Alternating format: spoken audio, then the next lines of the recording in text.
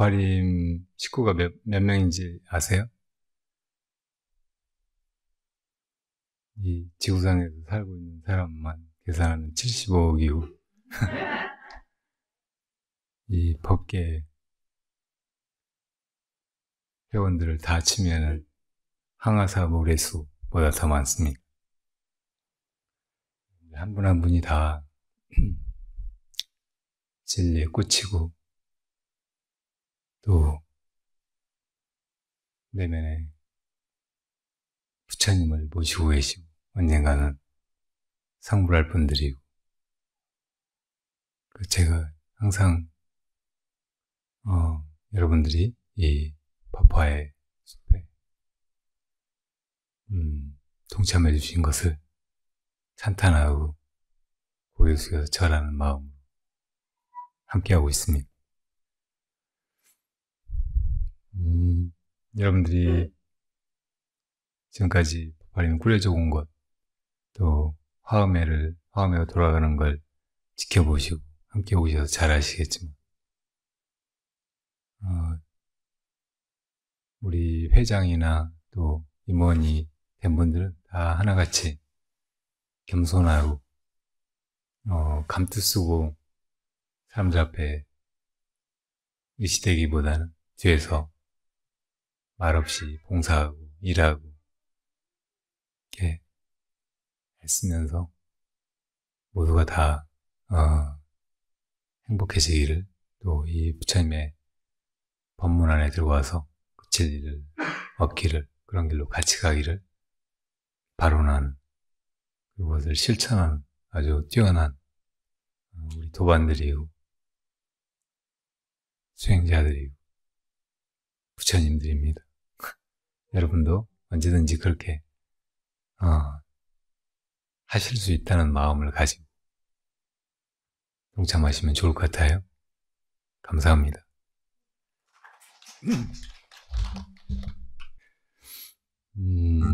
아침에 인도네팔 성지순례 하면서 그 가이드들이 불교를 잘 모른 채로 전 성지에 대해서 또 부처님에 대해서 이러쿵저러쿵 하는 얘기도 듣고 많이 거북하고 거슬려서 그런 걸 어떻게 바로잡아야 할까 생각이 들었다고 했는데, 그래서 제가 나중에 법화정사에 들러가지고 거기서 했던 이야기가 있어서 다시 한번 재현해드리고 싶어서요.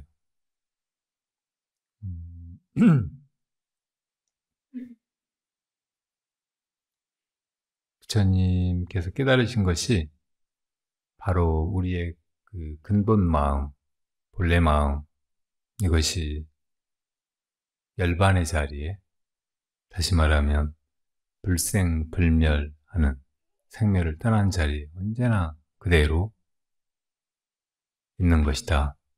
바로 그것을 깨달을 때, 거기로 돌아갈 때, 우리가 생사 속에서, 이 무상한 것들 속에서 겪는 괴로움이나 두려움을 다 벗어날 수 있다 라고 하신 거잖아요. 그러니까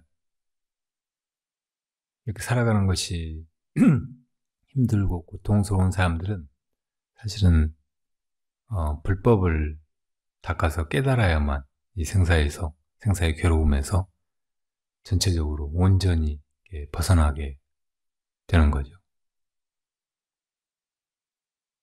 그리고 그렇게 불법을 깨닫는다는 것은 석가모니 부처님 같은 그런 분의 말씀을 듣고 그거를 이해하고 기억하는 것이 아니고, 자기 본래 마음의 존재를 깨닫고 거기로 돌아가는 것이, 그 본래 마음은 언제나 그대로 있고 모든 것을 하는 그 주체, 모든 것을 낳는 그 근원이고,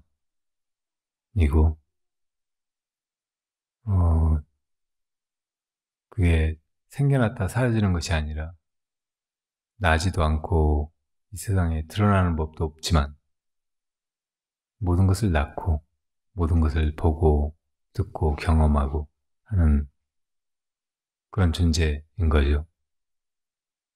그거를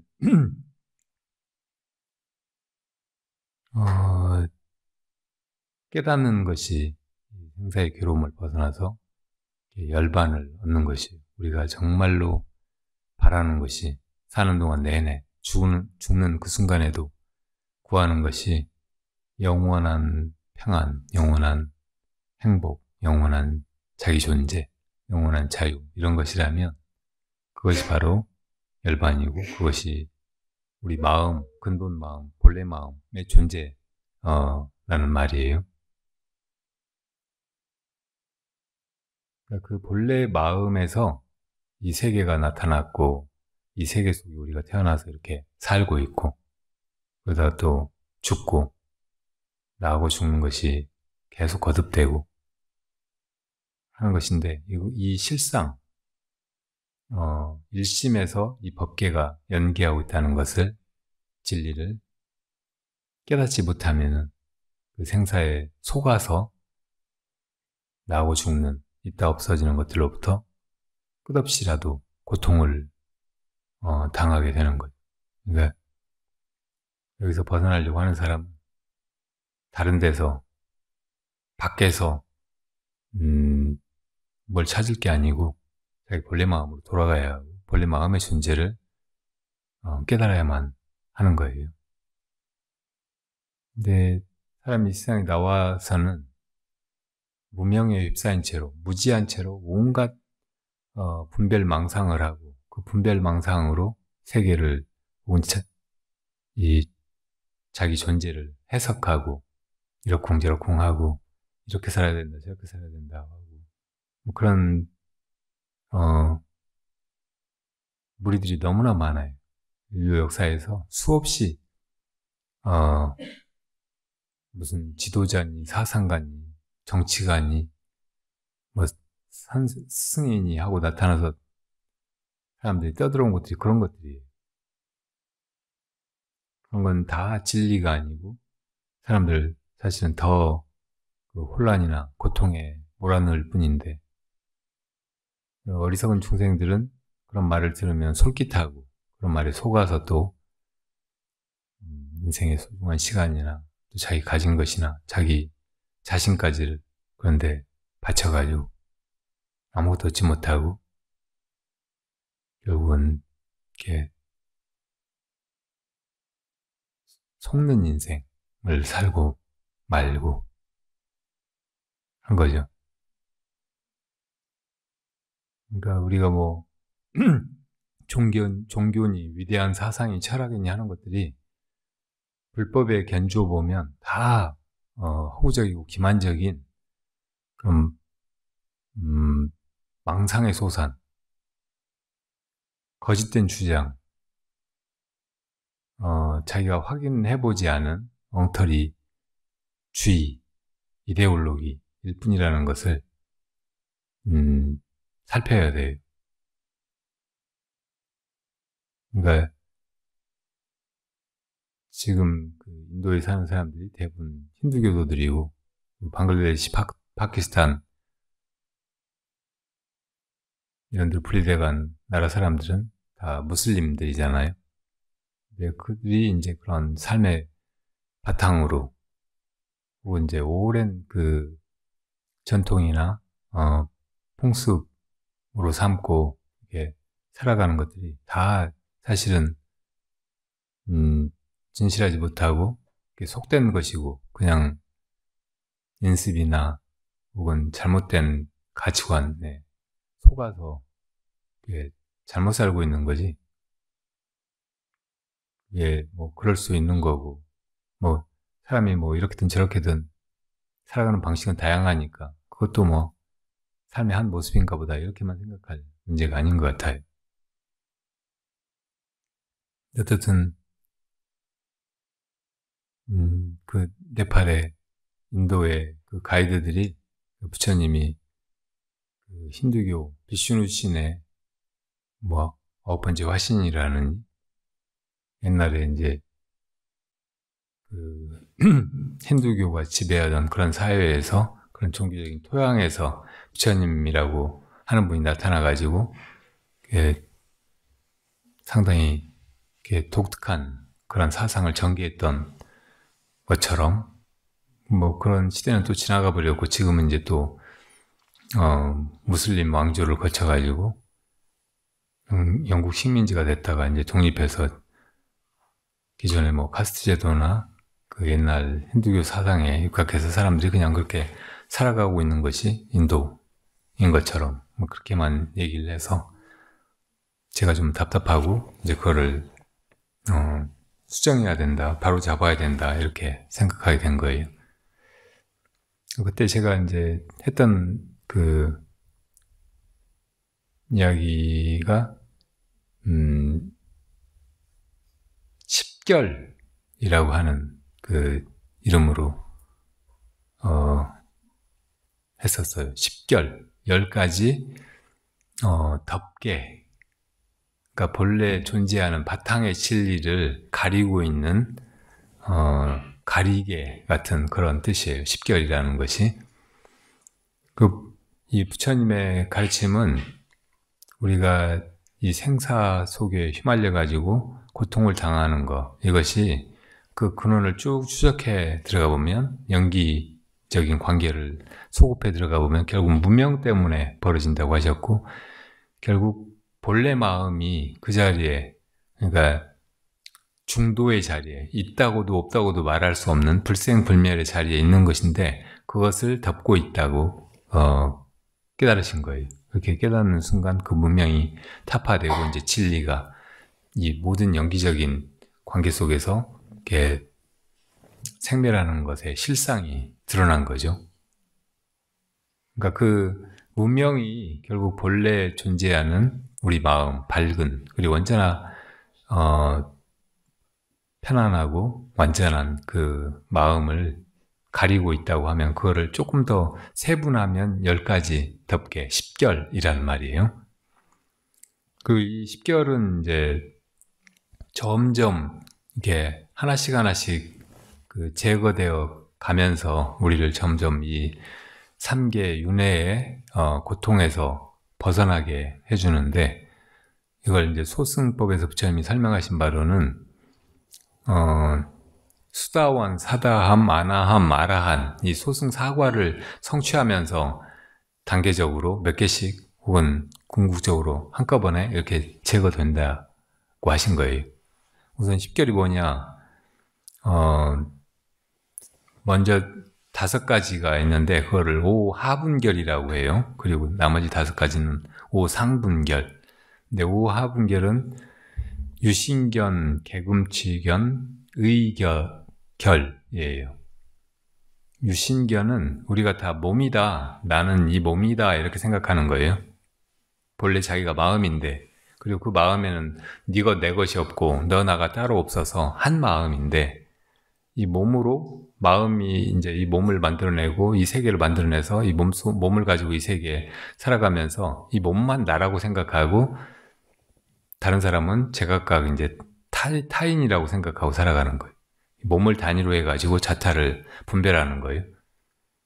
이 견해가 태어나서 죽을 때까지 우리를 사로잡고 있잖아요. 이게 본래의 진리를 가리고 있다고.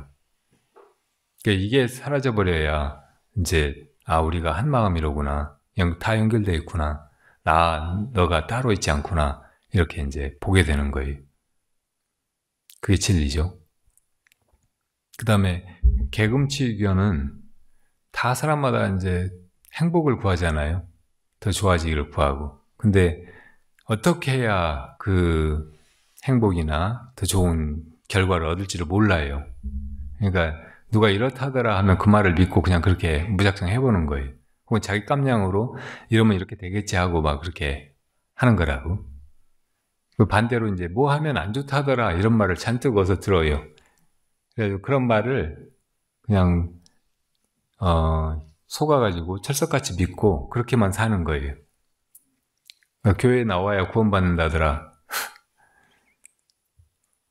혹은 아침에 자다가 왼쪽으로, 침대에서 왼쪽으로 일어나면 그날 재수가 없다더라. 이거 허무맹랑한 거거든요. 그런 온갖 미신이나 터부 혹은 속설 막 이런 것에 속아가지고 그런 거를 믿고 사는 거예요. 크게 보면 이 세상이 뭐 이렇게 돈 많으면 잘 사는 거라더라. 또 권력을 얻으면 맘대로 하고 제일 이렇게 인간으로서 성공해가지고 보람되게 사는 거라더라. 이렇게 믿고 살잖아요. 이런 게 다 사실은 잘못된 생각이고, 이제 뭐 하면 안 된다더라. 그 중에서 뭐 하면 안 된다더라. 이렇게 생각하는 것이 뭘 하면 안 된다는 게 개잖아요. 그리고 그렇게 하지 말라고 금하는 거. 그런 잘못된 그런 것들을 갖다가 자기가 취해가지고 그거를 삶의 기준으로 혹은 가치관으로 그렇게 인식하고 사는 거, 이런 게 계금치견이에요. 맨 먼저 이제 그런 게 깨져야 돼. 유신견, 계금치견, 그리고 의견. 이제 이런 속에서 살아가고 있는, 그러니까 온갖 외도들의 잘못된 가르침이나 이 세상에 속된 풍조, 이런 것을 젖어가지고 살아가는 사람들한테 진리를 일깨워 주려고 부처님이 오셔가지고 불법을 설하시잖아요. 어떻게 해야 이 생사의 괴로움에서 벗어날 수 있는지 그 길을 가르쳐 보이신단 말이에요. 근데 이런 말씀을 듣고는 의심해. 그 전에 이제 자기가 가지고 있던 선입견이나 다른 데서 들은 잘못된 그런 가르침, 이게 안에 있으니까 그걸로 이 부처님의 가르침을 이렇게 저렇게 재보고, 이건 맞는 말이 아닐 거야. 잘못된 것일 거야.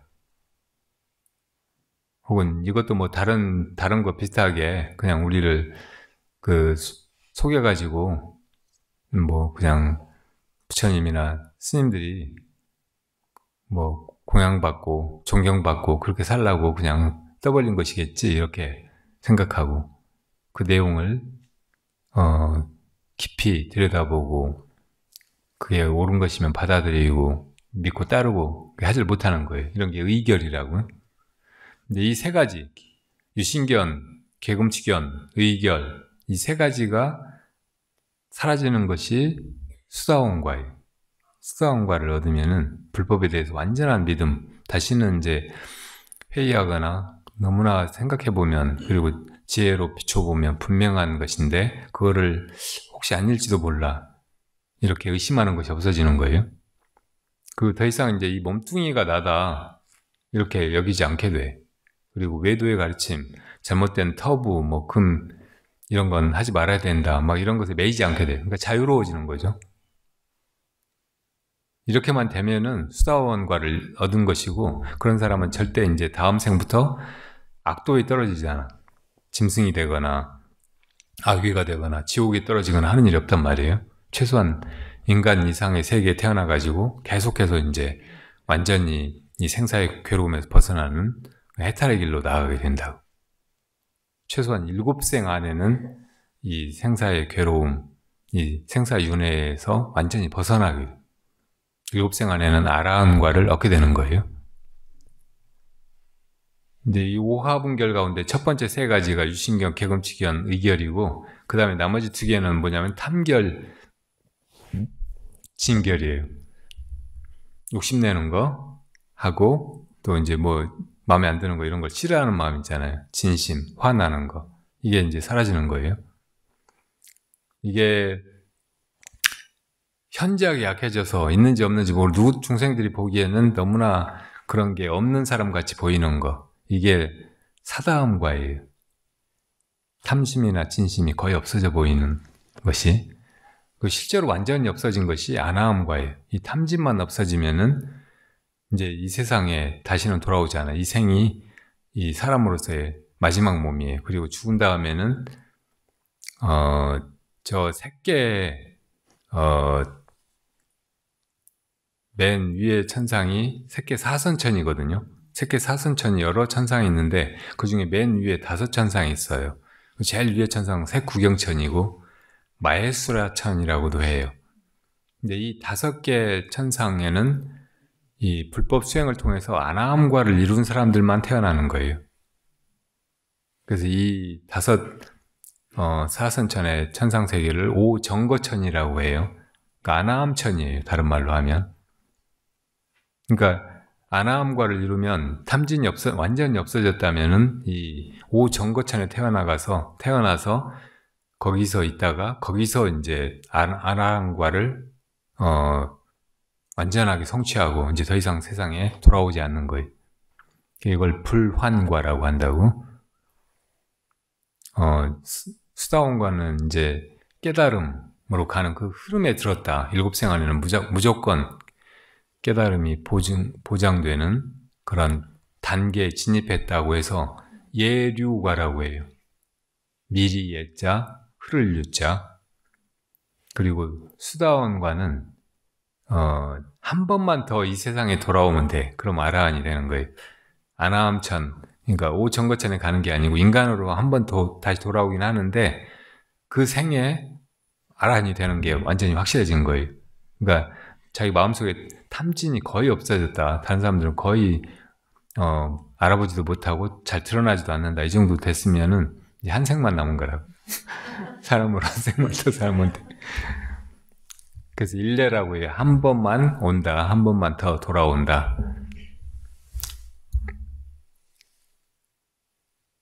그리고 이제 이 오하분결 뿐만 아니고 오상분결까지 완전히 제거되면 이제 아라한인 거예요. 그러니까 아라한이 되는 순간에는 오하분결 뿐만 아니고 나머지 오상분결이 다 제거돼야 돼. 그 오상분결이 뭐냐면 먼저 새끼에 태어나고자 하는 욕망이 남아있는 거, 새끼에 대한 집착이 남아있는 거죠. 그러니까 욕망이라고 하는 것은 오욕락을 추구하는 마음, 이것을 말하는데, 그런 마음이 없어졌다고 해도 이 존재계 자체에 집착이 남아있으면, 눈에 보이는 이 색계에 집착이 남아있으면은 아라한이 될 수가 없는 거예요. 이 삼계에서 벗어날 수가 없어.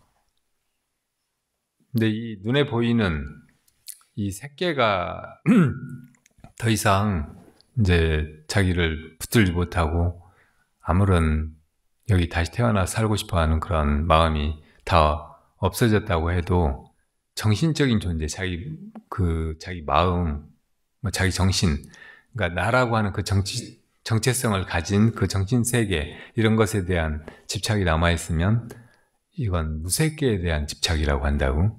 그러니까 이것이 두 번째 오상분결이에요. 그러니까 색계에 대한 집착, 무색계에 대한 집착, 이게 두 가지고, 그 다음에 이제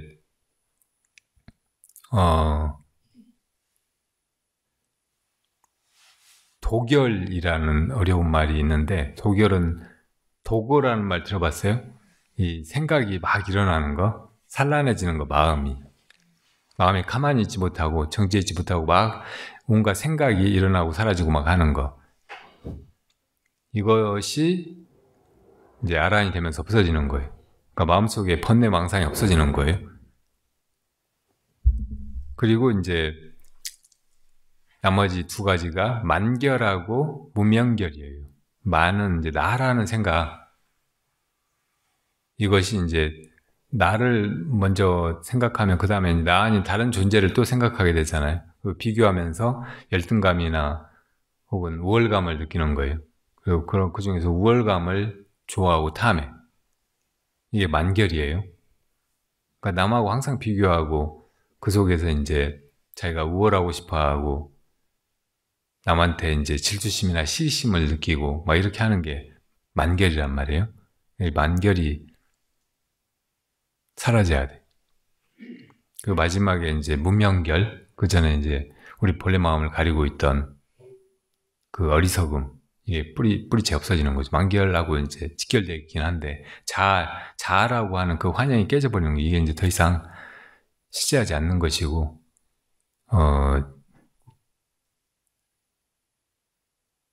더 이상 그게 나타나가지고, 그게 태어나서 살고 싶어 하고, 그리고 그걸 지키고, 그걸 지켜가면서 거기서 만족을 구하고, 뭐 하는 것이 이제 없어져 버리는 거예요. 그래서 이제 이 다섯 가지가 다 사라진 존재를 아라한이라고 하고 아라한을 뜻으로 번역하면 응공이라고 해요. 응공, 공양받을 만한 분. 그 전에 다른 사람들은 다 인과에 매여 있어요. 그래가지고 뭘 구해도 얻는 것이 그만한 대가를 지불해야 돼. 거저 남한테서 뭘 얻을 수가 없어요. 근데 아라한이 되면 비로소 이제 빚지지 않게 되는 거예요. 누가 뭘 공양을 올려도 오히려 그 사람한테 공덕이 되게 복받이 되어줄 수가 있어요. 자기가 빚을 지는 게 아니고. 자아가 없는데 뭘 받고 뭘 또 빚지고 하겠어요?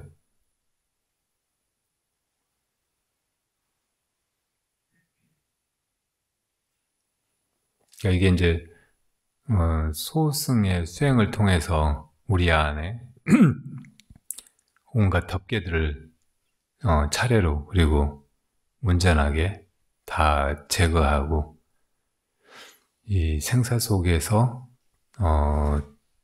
자기가 어쩌지 못하고 온갖 괴로움을 당하게 되는 데서 벗어나는 것, 생사 해탈의 길이에요. 부처님이 이제 대승법을 설하실 때는 여기서 벗어나가지고 이 생사에 더 이상 윤회하지 않게 되는 거, 이게 목적이 아니고 이게 다 공하고 여기 다시 돌아와서 고통을 당할 뜻이 추호도 없을지라도 중생들이 이렇게 이 세상에 와가지고 이렇게 고통을 당하고 있으니까 중생들에게 고통에서 이렇게 함께 벗어나는 길을 일러주면서 함께 나가려는 마음으로 다시 돌아오는 보살도 이것을 가르치신 거죠. 아라한이 되었다고 해도 다시 보살도로 회항해서 나아가야 된다고 가르치신 것이 대승 보살도를 설하신 더 높은 경전들이에요. 그러니까 지금 내가 아라한이 못 되었다고 하더라도 보살심을 발해서 이 생사 속에 들어오는 것을 고통으로만 여기지 않고 더 큰 마음으로 이것을 받아들이고, 이것이 다 금강경에 설하신 대로 이게 다 실제하는 것이 아니고 미망의 것들이고 금강의 지혜로 보면 다 공한 것이라는 걸 여실하게 통찰하면서도 또 중생을 제도할 마음으로 이 세계에 돌아올 마음, 이걸 내는 거. 욕망 때문에 혹은 자기 무명 때문에 이 세상에 오는 것이 아니고 중생을 제도하려는 그 원력으로 세상에 오는 거, 이런 분이 보살이죠. 그러니까 그런 보살도에 서고 그런 보살이 되려고 하는 마음을 바란 사람은 아라한보다 더 높은 수행을 해가고 있는 거예요. 그렇게 그 높은 수행을 해가야 결국 부처님이 된다는 것이에요. 그러니까 아라한이 된 것은 부처님 된 것은 아니에요. 자기가 이 생사에서 해탈해서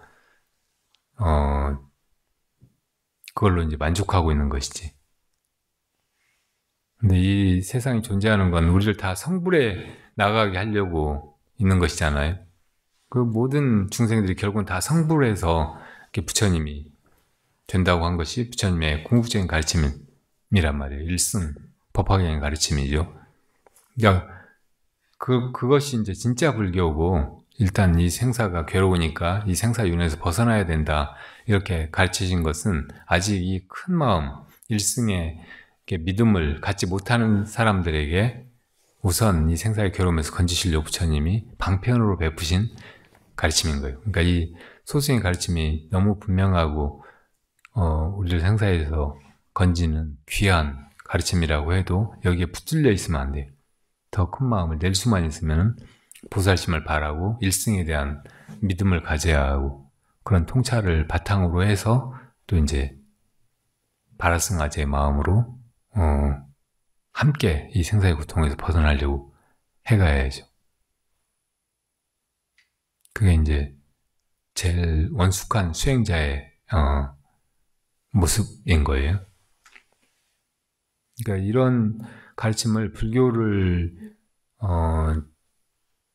깊이 공부해보고 또 그걸 닦아보고 하지 않으면은 이런 말이 너무 황당하거나 너무 어마어마하게 커서 이 세상 살아가는 사람들한테는 받아들이기가 참 어려운 거예요.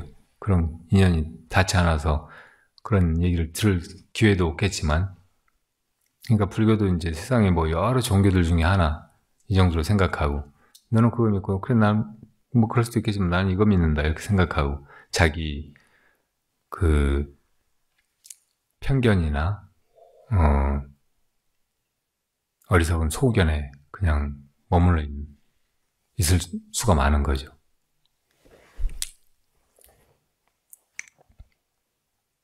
그 불법을 듣고 바른 지견, 그러니까 이 세계나 우리 존재에 대한 부처님의 통찰력 이거를 빌어가지고 이렇게 바르게 보고 바르게 세상을 살아나가는 것이 정말 중요한 일이에요. 제일 귀한 일이에요. 세상에서.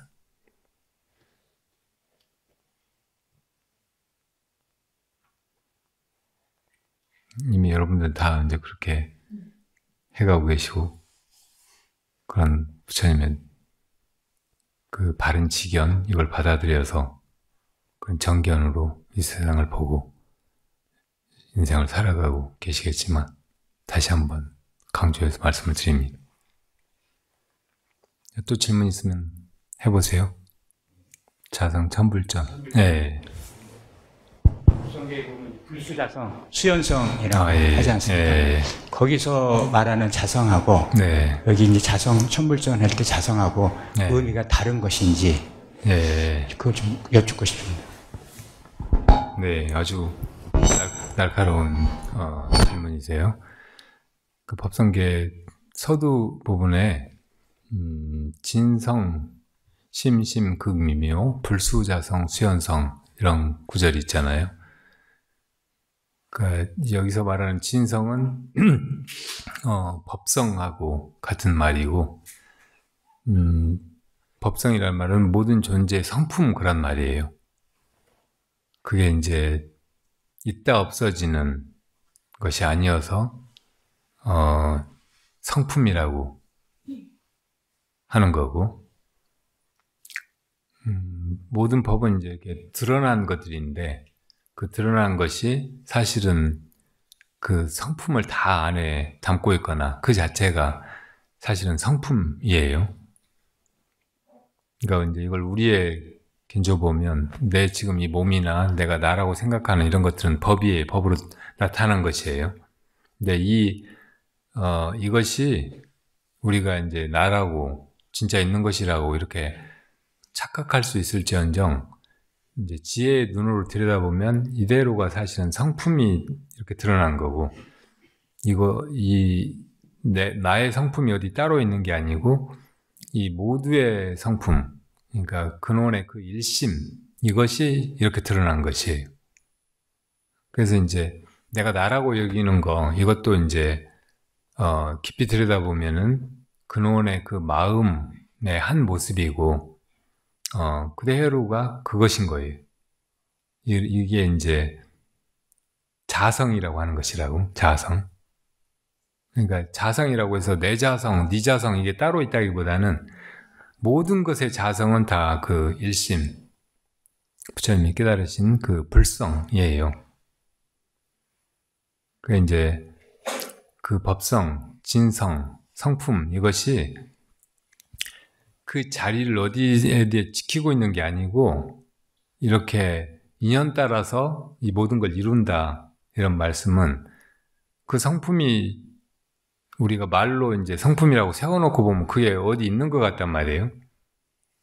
근데 그게 어디 따로 있지가 않아. 어디 가서 찾아도 어디가 있지 않은 거예요. 이게 자성을 어디에 지키고 있지 않다는 말, 불수자성이라는 말이에요. 그리고 그냥 반대로 인연 따라서 이렇게 벌어진 법계, 이걸로 되어서 드러나고 있다는 말이에요. 그러니까 그거를 거기 가서 찾으면 안 돼. 이 인연 따라서 이렇게 생멸하는 이 모든 법계의 것들이 그 본질이 성품이라는 거, 부처님이 깨달은 그 불성, 부처, 우리 참마음이라는 것을 봐버려야 해요. 안 그러고 이제 이 성품이 어디가 있나 하고 막 이렇게 찾으러 돌아다니면 평생을 찾아도 수백 생을 찾아도 절대 그걸 찾을 수가 없어요.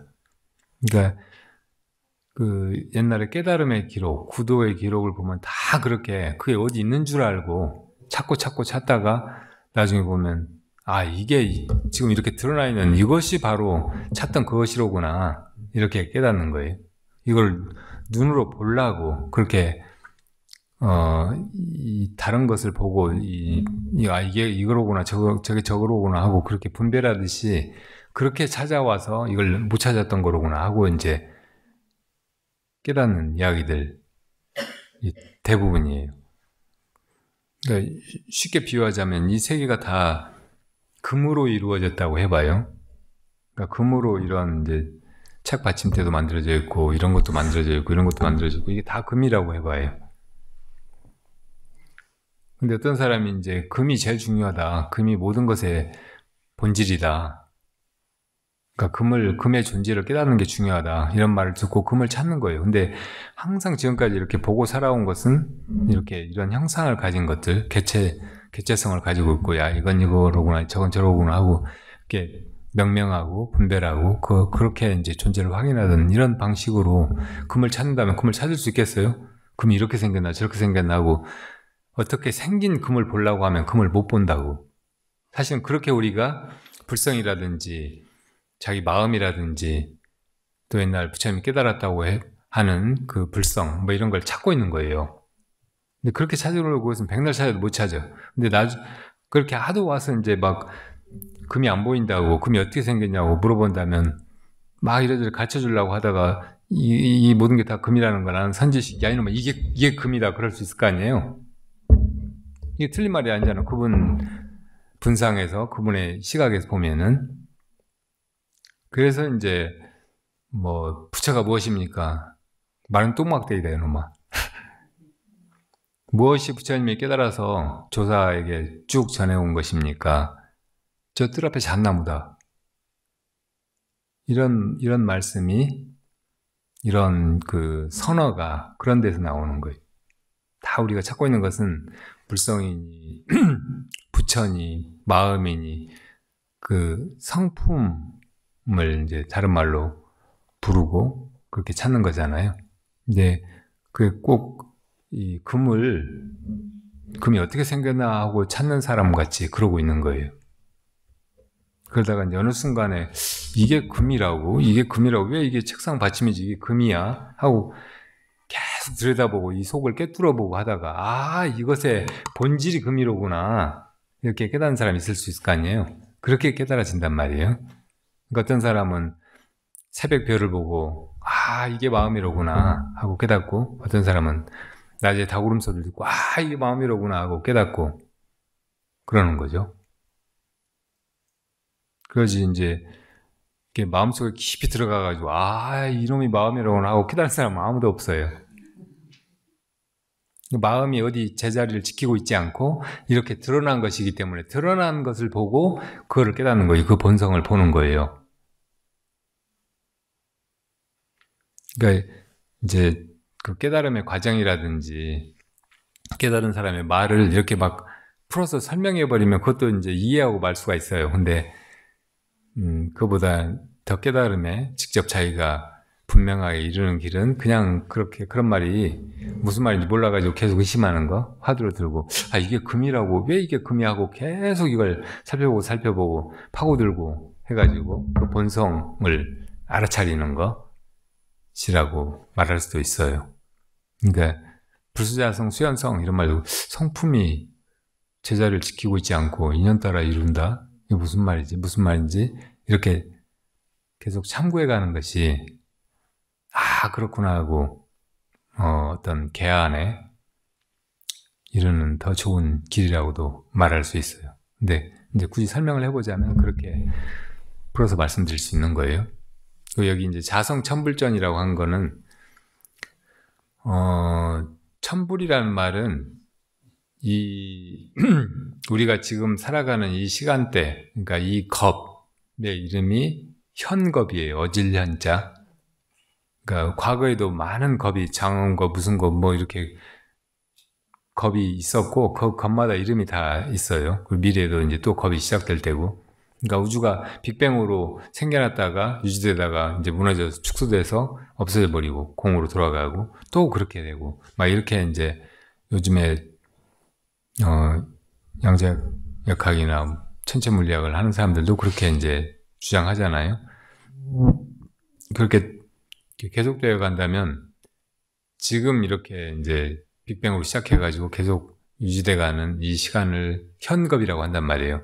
근데 이 현겁 안에도 무수히 많은 부처님이 출현하고 과거 세에도 그렇게 출현하고 미래 세에도 그렇게 출현하는데 이 현겁 안에 출현하는 부처님은 천분이라고 부처님이 얘기하셨어요. 천분이라고. 그래서 이제 천불이라고 하는 거예요. 그리고 이렇게 출현하는 천불은 다 화신불이에요. 그러니까 우리 같은 그 자기를 중생이라고 생각하는 이런 존재들이 열심히 수행을 해가지고 그 수행을 원인으로 해서 나중에 불과를 이루게 되면 그런 부처는 보신불이라고 해요. 그러니까 우리가 나중에 진짜로 성불한다면 보신불이 될 거예요. 대표적인 경우가 아미타 부처님이라고. 아미타 부처님은 법장 비구였다가 48대원을 가지고 이제 수행을 해서 불과를 이뤄가지고 아미타 그 부처님의 무량수 불국토를 만들어낸 거죠. 거기 누구든지 태어나기를 바라면 다 와서 태어날 수 있게 하고, 거기서는 아무런 고통도 느끼지 않고, 거기서 수행해서 저 하품화생이 태어났다고 하더라도, 결국은 쭉 올라가서 상품상생, 불과해까지 거기서 이르도록. 그러니까 일단 거기만 태어나면 성불이 보장되고, 아무리 많은 세월이 걸릴지라도 아무런 고통 없이 그냥 저절로 성불하게 되는 거예요. 그러니까 그런 세계를 만들어내시고 거기서 이제 중생을 교화하시는 부처님이 된 거예요. 근데 이제 석가모니 부처님이나 미륵 부처님, 과거세 가섭 부처님, 이런 부처님들은 화신불이에요. 그러니까 언제나 그 자리에, 그러니까 어디라고 말할 수 없는 그 진성의 자리에 그대로 계신 부처님이 있다면 그 부처님이 법신불이에요. 그리고 그 법신불조차도 사실은 어디가 따로 있는 게 아니고 두두물물이 비로자나 법신이라는 법문이 서로 있잖아요. 그러니까 이 하나하나 뭐 돌멩이 하나, 뭐 나뭇가지 하나, 막대기 하나, 뭐 이런 것이 다 알고 보면 다 법신 비로자나 부처님의 몸이라는 거예요. 그러니까 이 속에 진성이 있고 진성이 그렇게 드러난 것이니까 이대로가 진성이고 이대로가 비로자나 부처님 법신불의 몸과 같은 것이라는 거죠. 근데 이제 그렇게 계시는 비로자나 부처님이 이제 이 32상 80종으로 갖춘 이 모습으로 드러난 부처님으로 드러나실 때가 있는데 그런 부처님이 화신불인 거예요. 이 현겁 안에는 천분의 그런 화신불이 차례대로 나타나신다고. 그래서 법륜을 계속 굴리시는 거예요. 과거세 부처님은 석가모니 부처님, 이전의 부처님은 카샤파 부처님이었고, 그 다음에 석가모니 부처님이 오셨고, 그 다음 부처님은 미륵 부처님이고. 그게 이제 법화경의 가르침대로 우리가 이 세상에 이렇게 태어나서 윤회를 하고 계속 여기 오고 막 하는 것은 결국은 성불을 향해서 나아가는 수행의 과정이고, 그래서 모든 중생이 결국은 다 성불을 하게 된다면 우리도 결국은 미래에 언젠가는 성불하게 될 거 아니에요. 그래서 그리고 이제 성불을 한다는 거는 부처님처럼 우리 본성을 깨닫게 되는 거예요. 진짜 내 근원이 무엇인가? 이 마음이 바로 진짜 나고 이것이 모든 것을 다 만들어내고 했던 거로구나 하고 깨닫게 될 거 아니에요. 그러니까 시간을 넘어서서 보면 나도 부처님인 거예요. 아직 이루어지지 않았을지 모르지만 과거, 현재, 미래를 뛰어넘어서 보면 나도 이미 부처님이란 말이에요. 그러니까 그런 믿음을 가지고 미망 속에서지만 꿈 속에서지만 내가 이제 중생 아무개라고 생각하고 이렇게 이제 고통스럽기만 하고 너무나 초라한 이런 삶을 살고 있지만 이 삶을 그 궁극의 내 이상적인 완성태를 향해서 그걸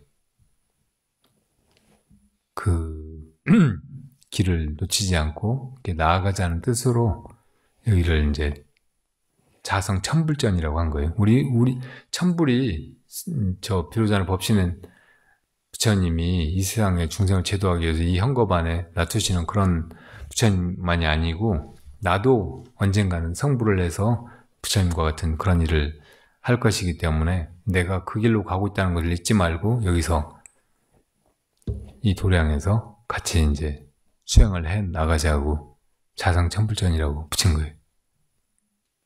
진짜 그럴지도 몰라요. 사람들이 이제 처음에는 못 믿고 너무 공허하고 황당한 남의 얘기 같은데 이제 불심이 깊어져가고 수행을 해가고 할수록 나도 정말 불련이 있는 사람이로구나. 틀림없이 과거세 사카모니 부처님 나오신 그 시대에는 나도 그분 제자였거나 멀리서라도 법문을 듣던 불제자였을 것 같구나 이렇게 느끼는 경우가 많거든요.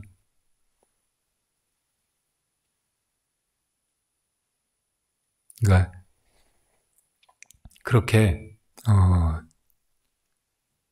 지금 내 처지만 보면은 진짜 구제불능인 한심하기 짝이 없는 저 부처님이나 대보살은 꿈도 꾸지 말아야 될 그런 존재 같지만 우리가 정말로 이제 부처님의 가르침을 믿고 받아들이고 그리고 바로 내 존재를 자각하고 뜻을 세우자면 그러니까 그렇게 정말 완전한 꿈, 성불에서 일체 중생을 지도하려는 부처님과 같은 그런 원력을 지녀야 하고 그런 길로 나아가는 것을 주저하지 말아야 돼요. 그런 역할이 있으면 자임해야 돼요. 그게 부처님이 칭찬하는 모습이에요.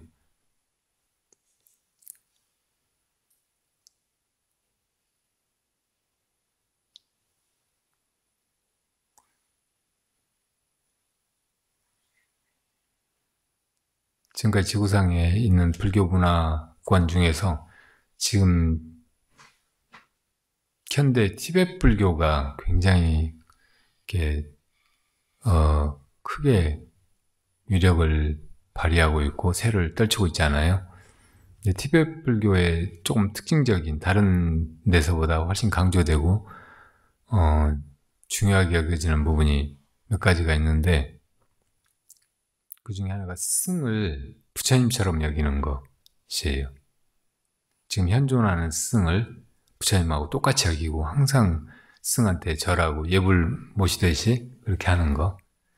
그리고 또 하나는 자기가 부처라는 것을 안 믿는 것을 파괴로 생각하는 거예요. 부처자 기본이 안 된 거예요.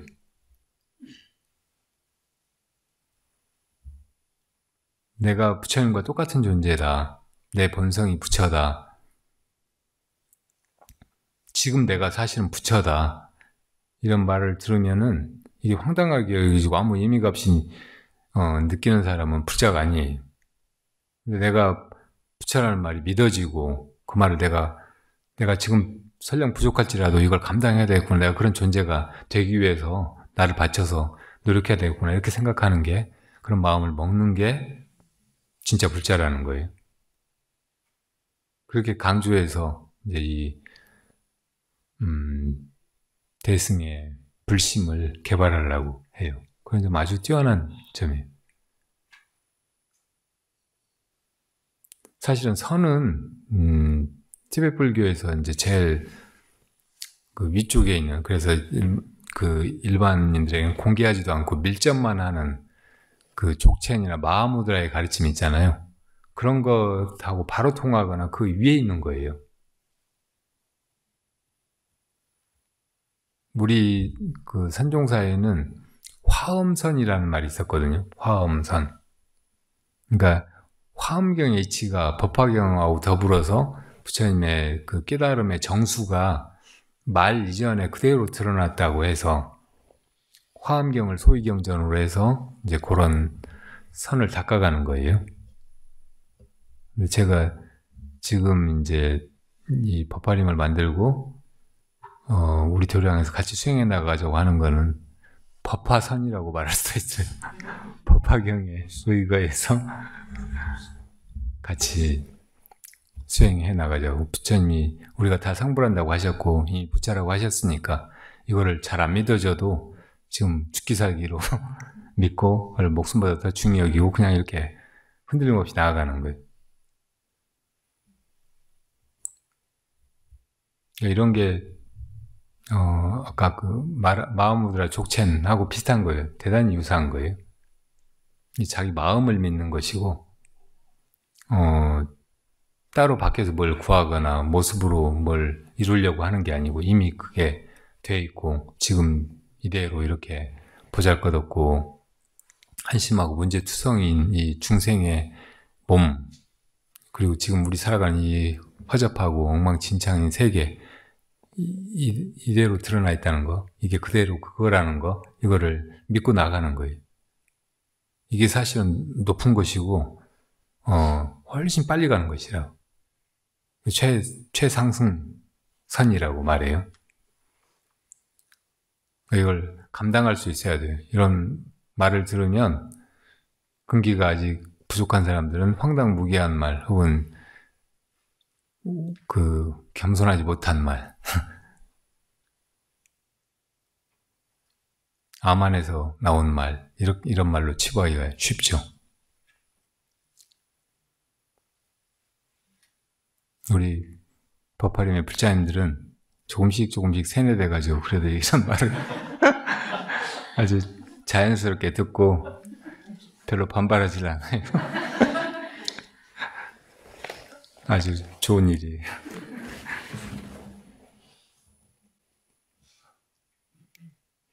또 질문 있으세요? 네. 나보고 스님 해줘서 고맙다고요? 네, 감사하다고. 나는 별로 지금 안 하고 싶은데 억지 춘향같이 지금 내가 여기 중의 모습을 하고 앉아있는데, 그러니까 다른 사람에 대해서 뭐 중 되라마라 참견하지 말고 내가 주인이 되라는 게 수시작주예요. 언제나 다 쓸어버려요. 부처님이나 조사라고 해도 쓸어버려야 되는데 무슨 덕현스님 딸을 앞에다 두고 스님 중으로 살아주셔서 감사합니다. 뭐 그런 소리 뭐하러 해. 난 너무 부담스러워요. 전했으니까 됐어요. 나는 전해받지 않았어요. 제가 올해 환갑이에요. 벌써 60년이나 살았어요. 전혀 영광스럽지도 않고 명예롭지도 않고 비천하게 뭐 시골에 가난한 집에서 태어나가지고 고생하면서 일하고 크고 하다가 그래도 이제 좋은 부모님이나 가족들을 만나서 그나마 이렇게 사람 비슷하게 살게 됐고 학교도 뭐 다니면서 배운 건 없었지만 그래도 그렇게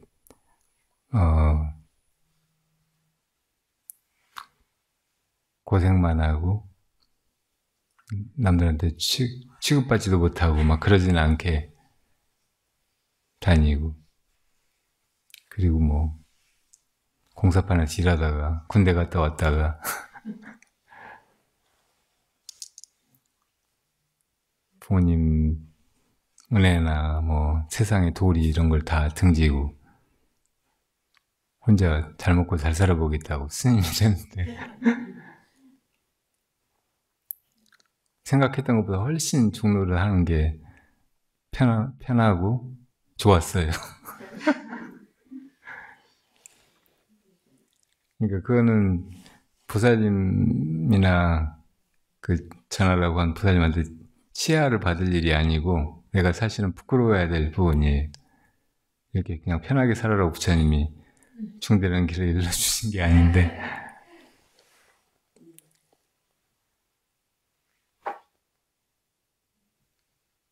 충될 때는 그냥 배불리 먹고 따뜻한 데 자고 그렇게 호의호식하려고 된 게 아니고 생사에서 초탈하고 또 중생을 생사의 괴로움에서 건지기 위해서야 한다고 고인들로부터 항상 들었어요. 아, 충되는 게 이러려고 되는 거구나 하고 그제서야 이제 깨달았죠. 그렇게 하려고 해야 되는데 그런 마음도 왔다 갔다 하고 대부분은 그냥 혼자 쫓아오고 중노릇을 지금까지 하고 살았어요. 그러다가 나이가 60이 돼버렸어요. 60이 넘었어요.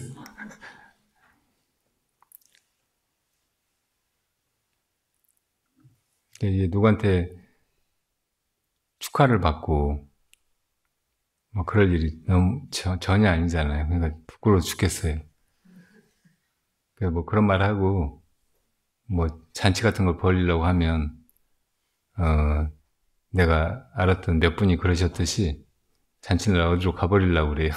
그러니까 전혀 그런 계획을 꿈도 꾸지 마세요. 누가 나 같은 걸 위해서 무슨 그런 걸 하려고 할까 싶지만 혹시라도 그런 기미가 보이면 내가 여러분들이 알고 있는 어디에도 없을 테니까 그냥 조용히 지나가 주세요. 저 늙었다는 걸 모른 척 해주세요.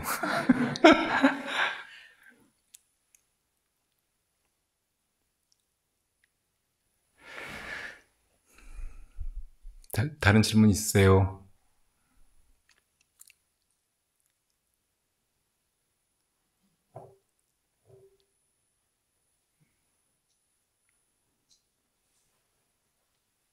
네, 오늘 배운 대로